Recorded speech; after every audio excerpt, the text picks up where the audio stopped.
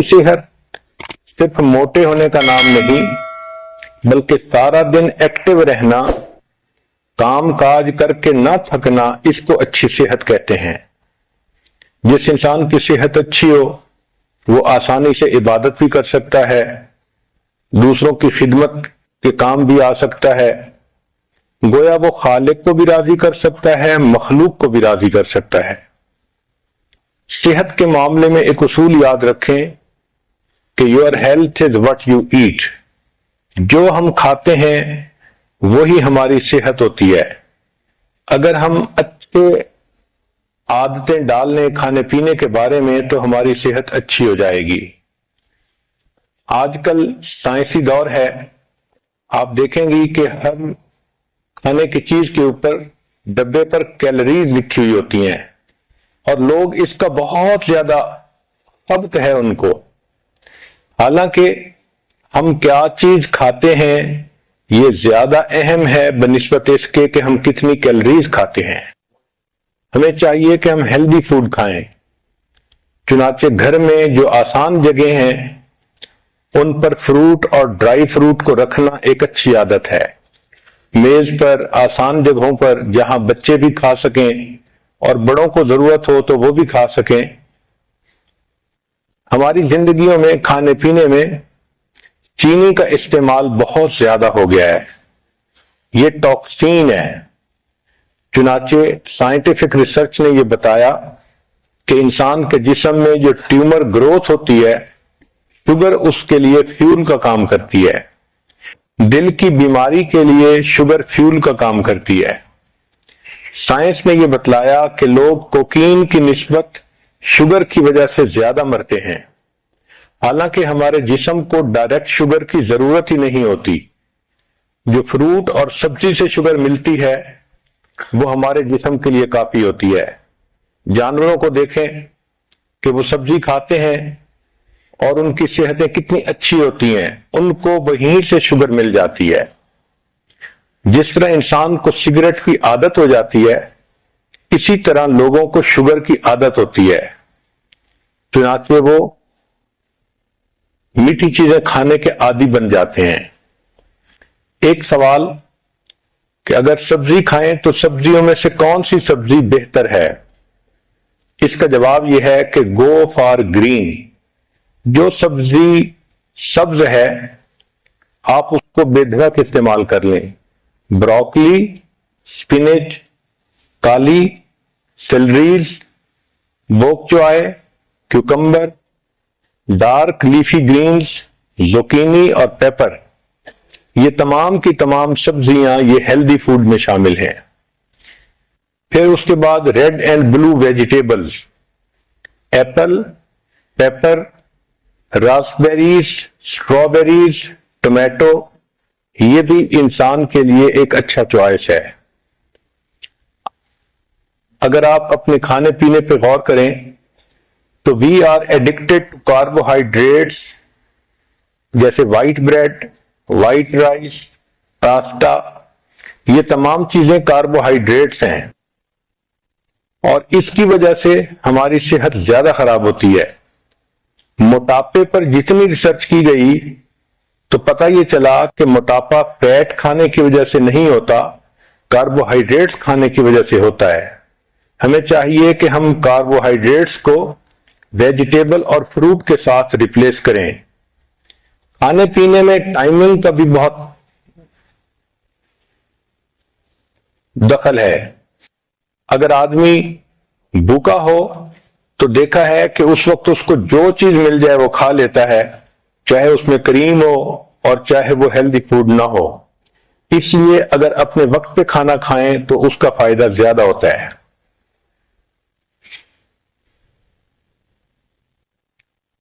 جب انسان دوسرے آدمیوں کے ساتھ کھانا کھاتا ہے تو پہلا بندہ جو آرڈر کرتا ہے اس سے کھانے کا ایک نارم سیٹ ہو جاتا ہے۔ تو کوشش کریں کہ جب آپ مل کے کھانا کھا رہی ہیں تو آپ خود پہل کریں اور سیلڈ سے شروع کریں یا فروٹ سے شروع کریں تاکہ باقی لوگ بھی ہیلدی کھانا کھائیں۔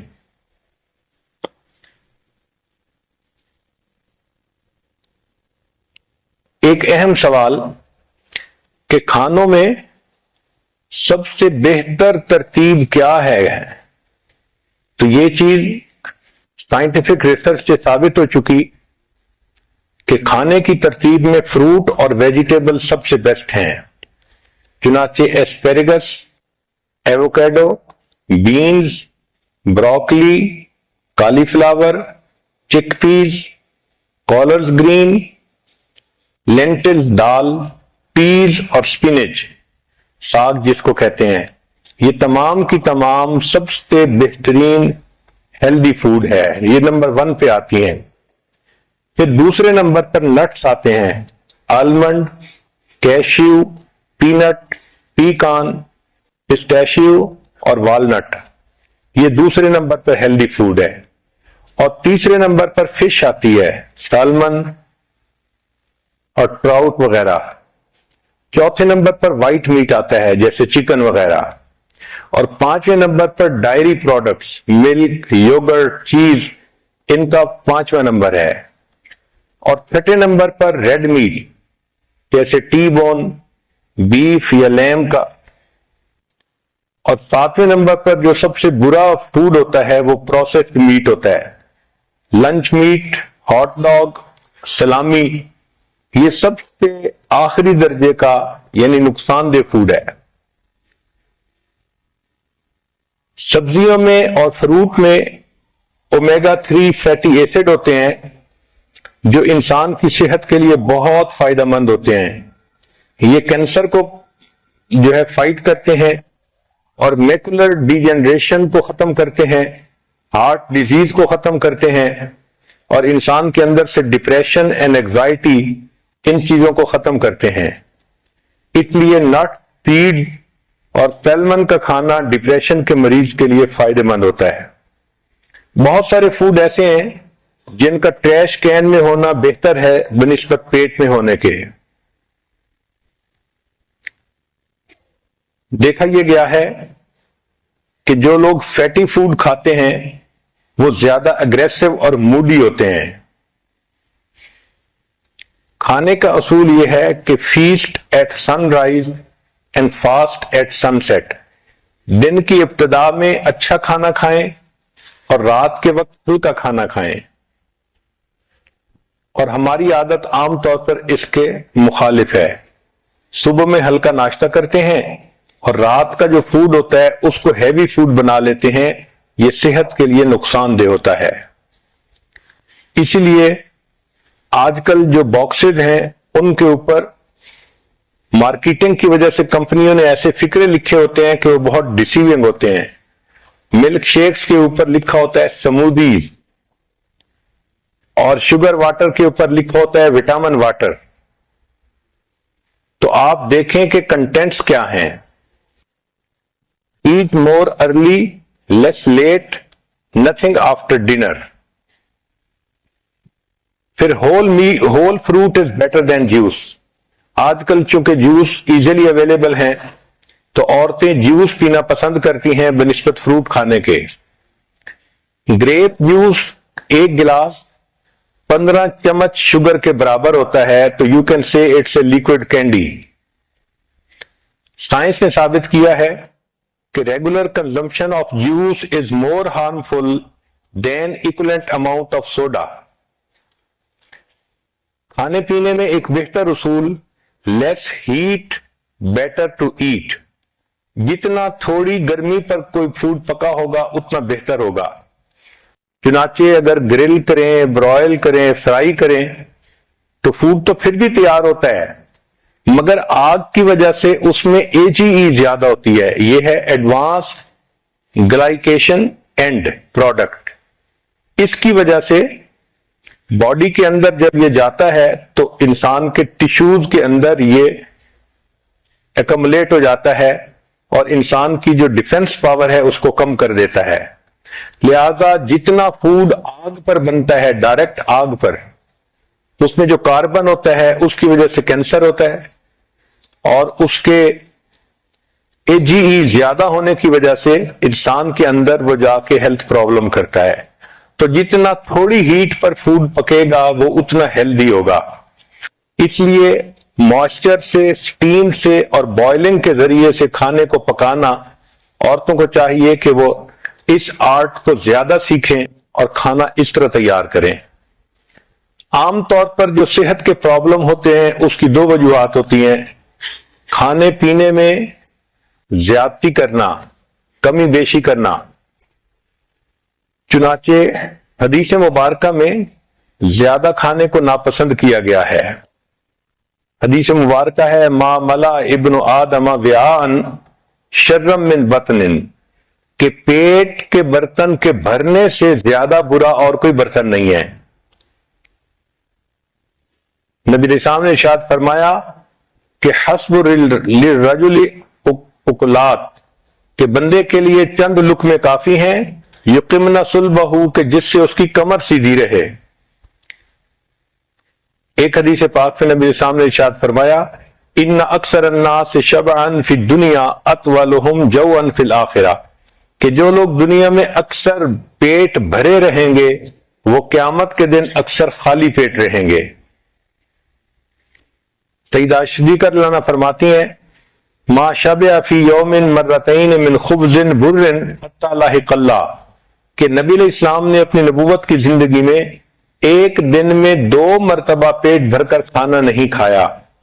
نبوت کی پوری زندگی میں ایک دن میں 2 مرتبہ کھانا پیٹ بھر کر نہیں کھایا، اور ہمارے ہاں تو ماشاء اللہ سارا دن ہی سلسلہ چلتا رہتا ہے۔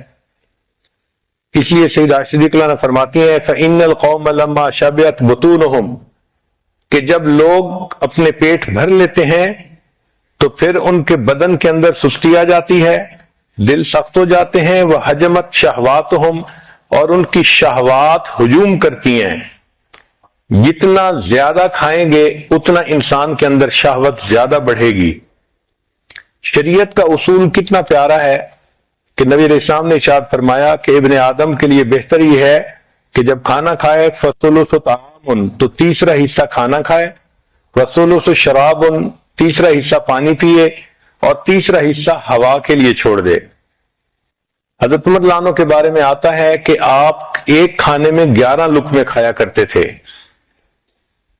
محمد بن واسع فرماتے ہیں من قل طعمہ فہم و افہم، کہ جو بندہ کم کھانا کھاتا ہے وہ بات سمجھتا بھی ہے اور وہ بات سمجھا بھی سکتا ہے۔ عمر بن قیس فرماتے ہیں کہ تم پیٹ بھر کے مت کھانا کھاؤ، اس سے دل سخت ہو جاتا ہے۔ ابو ایوب سختیانی رحمت اللہ فرماتے ہیں کثرت الاکل داء البطن، کہ زیادہ کھانا بدن کے لیے بیماری ہوتی ہے۔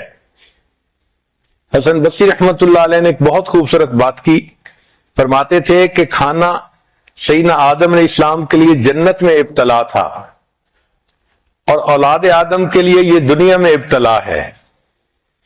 اسی کی وجہ سے اکثر لوگ گناہوں کے مرتکب ہوتے ہیں، زیادہ کھانے کی وجہ سے۔ یوسف بن اسبات رحمت اللہ علیہ فرماتے ہیں الجوع رأس کل بر فی الارض، زمین پر جو نیکی کی جاتی ہے بھوک ان کی اس کی بنیاد ہوتی ہے۔ تو جو آدمی بھوکا رہتا ہے وہ زیادہ نیکوں کی زندگی گزار سکتا ہے۔ سیدہ صدیقہ عنہا فرماتی ہیں کہ نبی علیہ السلام پر کئی مرتبہ پورا مہینہ ایسا گزر جاتا تھا کہ اسودین سے گزارا ہوتا تھا۔ اسودین کا مطلب 2 کالی چیزیں، الماء والتمر، پانی اور کھجور۔ اور آج کل کے نوجوان بھی اسودین پر جیتے ہیں، ایک چاکلیٹ اور ایک پیپسی۔